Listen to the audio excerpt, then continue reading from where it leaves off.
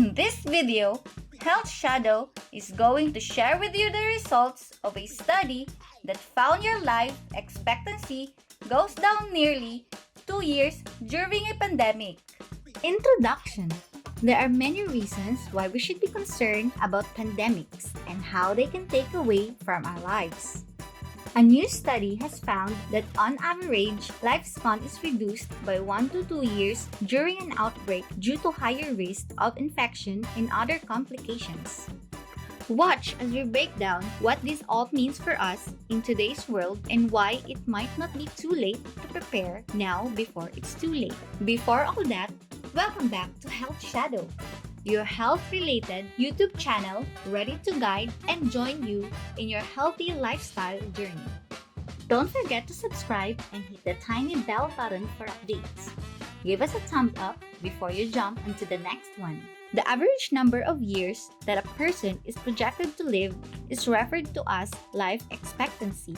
It may be estimated for various ages, at birth, at 65, etc., and is carried out on the assumption that death rates by age are maintained, which can also be called age-specific mortality pattern.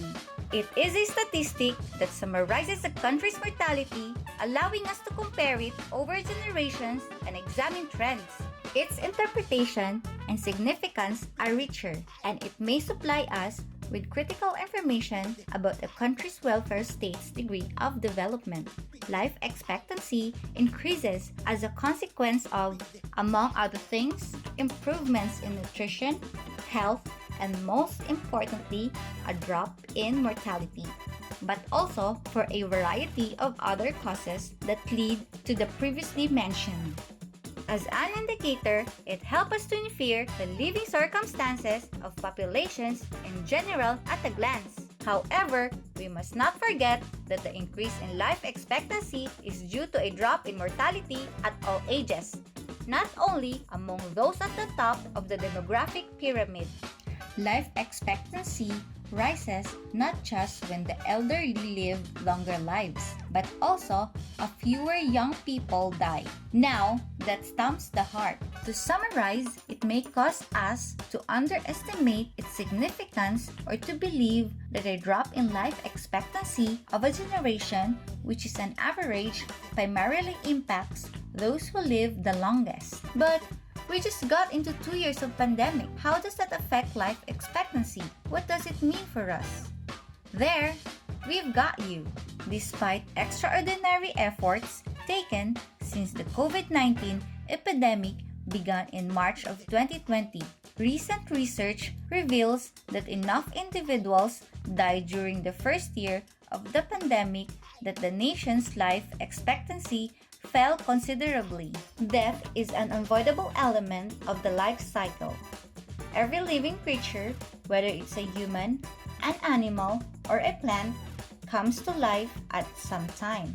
Birth is the initial stage in the circle of life for both human and animals. The life cycle is centered on survival from birth forward. We develop and mature if we live.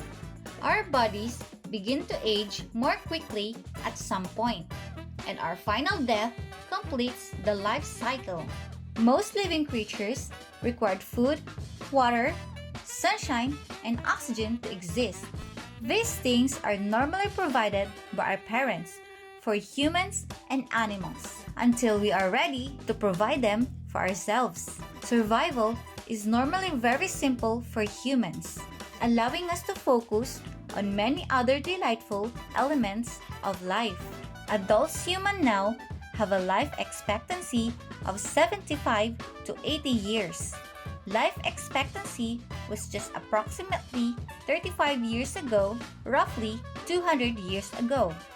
As you can see, we've more than doubled our average life expectancy in the last few hundred years. Medical and technological advancements have played a significant role in this. Do you believe that life expectancy will double again in the next 100 years? Some scientists believe so. Many scientists are still working today to solve the problems that cause humans to age and die.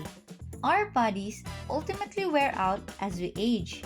They frequently die as a result of numerous ailments. Some scientists regard these natural occurrences as challenges that must be solved scientifically. The resulting decrease in life expectancy was the largest since World War II and much larger than the losses experienced by our countries confronted with the same virus, said Dr. Stephen Wolf, professor of population health and health equity at Virginia Commonwealth University, and a co-author on the study. We are still astonished by the huge loss of life in the United States, Wolf remarked, which significantly outweighed losses in other wealthy nations, as well as the horrible repercussions among people of color. The researchers discovered that life expectancy in the United States fell by 1.87 years in 2020 compared to 2019. This decrease was greater in the Black and Hispanic groups. Wolf and colleagues predicted a 3.70-year fall in Hispanic population in a little more than 3 years in non-Hispanic Black population between 2019 and 2020. They also discovered that the reduction in life expectancy in the United States was significantly greater than in the other 16 peer nations. They anticipated that life expectancy in 2020 will be around 4.7 years lower than the average of these peer nations. According to Wolf, this follows decades of poor health status in the United States in comparison to peer nations, as well as chronic health inequalities among people of color that are the legacy of systematic racism and exclusionary policies. However, the research indicated that the decline in life expectancy in peer nations was just 0.58 years, with no country witnessing a decrease comparable to that seen in the United States. On the other side here, researchers discovered that social welfare expenditure in the United States is less equal and less useful to children and families. The United States likewise lacks universal health care and has inferior public health and safety safeguards. This, according to study's authors, contrasts with policies followed by U.S. peers such as Israel, Germany, and Taiwan, long-standing, racialized health inequalities resulting for systematic racism, segregation, and exclusionary policies. According to the researchers, played the most significant influence in lowering life expectancy for Black and Hispanic people.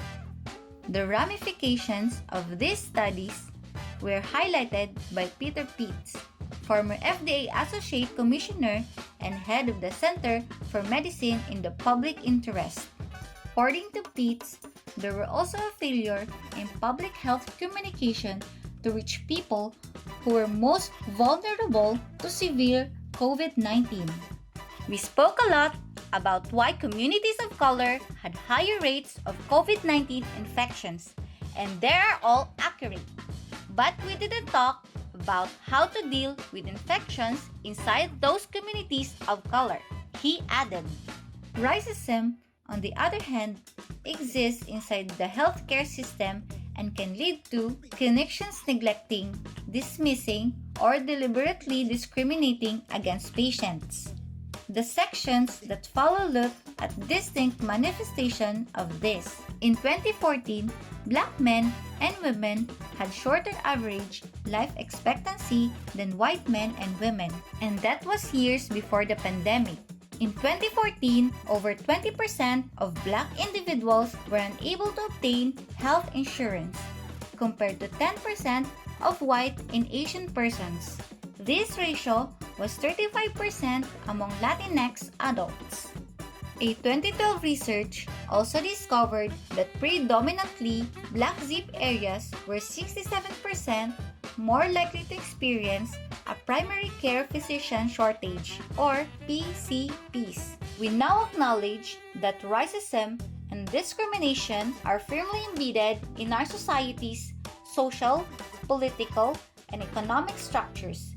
These discrepancies result in uneven access to excellent education, good food, fair salaries, and affordable housing for minorities.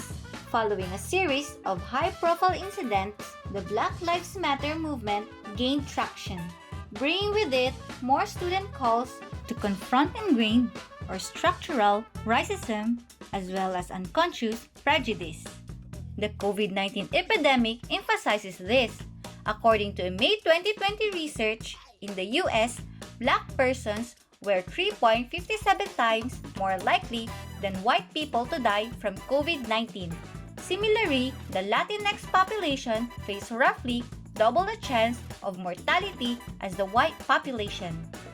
Better communication might have helped people realize their illness risk. Communication is really the key to everything nowadays. Biases and prejudices, on the other hand, have a significant influence on how doctors approach people of color.